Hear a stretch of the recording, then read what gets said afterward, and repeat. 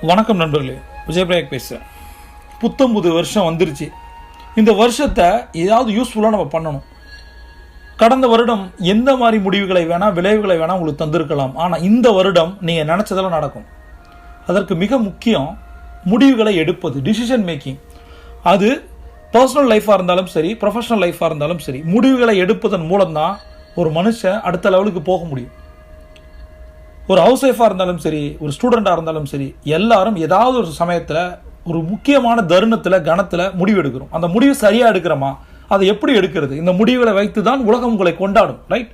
அதற்கு என்ன பண்ணணும்?